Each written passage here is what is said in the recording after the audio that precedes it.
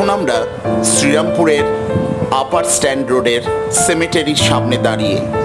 এখানে অনেক খ্রিস্টান মানুষকে সমাধি দেওয়া হয়।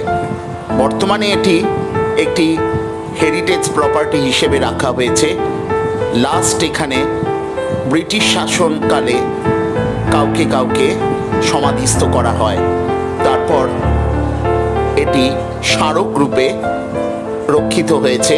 শ্রীরামপুর পৌরসভা থেকে এই উদ্যোগ নিয়ে এটা করা হয়েছে।